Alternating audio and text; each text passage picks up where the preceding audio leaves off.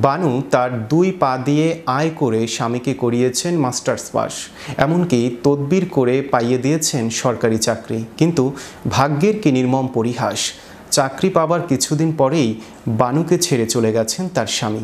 বিস্তারিত থাকছে ডেস্ক রিপোর্টে। জন্ম থেকেই দুটি হাত নেই, পা দিয়েই চালিয়ে যাচ্ছেন জীবনযুদ্ধ। রান্না করা থেকে শুরু করে বাসন মাজা কিংবা কাপড় ধোয়া, সংসারের সব কাজই করছেন একা। এমনকি পুঁতি দিয়ে তৈরি করছেন রকমারি পণ্য, চালাচ্ছেন একটি চায়ের দোকানও।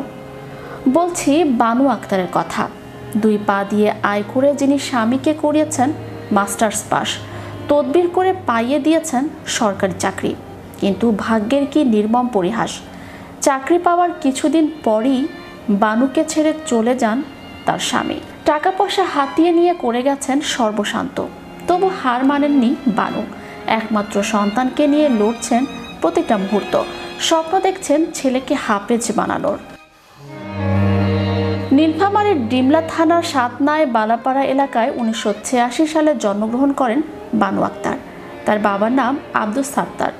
হাত না থাকায় জন্মের পর থেকেই বাবা মা সহ আত্মীয় স্বজনরা বানুকে দেখে ভয় পেতেন, অবহেলা করতেন। ফলে বুক ভরা কষ্ট নিয়েই বড় হয়ে ওঠেন বানু। গ্রামের বাড়িতে বসেই শিখে ফেলেন সেলাই মেশিনের জামা বানানোর কাজ। প্রেমে পড়েন মাত্র 17 বছর বয়সে। মোবাইলের মাধ্যমে সম্পর্ক তৈরি হয় নীলফামারীর জলঢাকা থানার মিরগঞ্জ পাঠানপাড়া এলাকার খোরশেদ আলমের সাথে।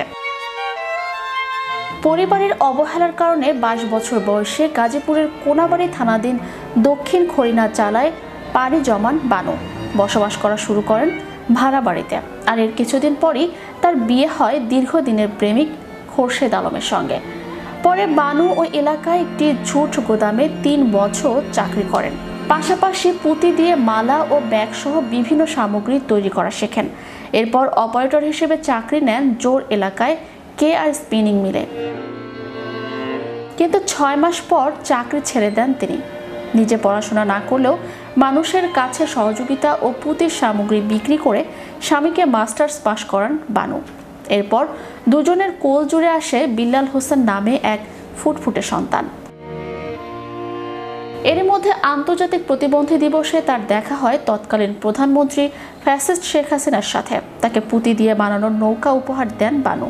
অনুরোধ করেন স্বামীকে একটি চাকরি দিয়ে দেবার। পরে হাসিনার নির্দেশে সচিবালয়ে কম্পিউটার অপারেটর হিসেবে চাকরি হয় তার স্বামীর। স্বামীর চাকরি হওয়ার পর বানু ভাবেন এবার বুঝি দুঃখের অবসান হলো। কিন্তু বানুর কপালে বিধাতা হয়তো সুখ লিখেননি, কেননা চাকরি পাওয়ার কিছুদিন পরই বানুকে ফেলে চলে যান স্বামী Khorshed. Channel Europe news desk.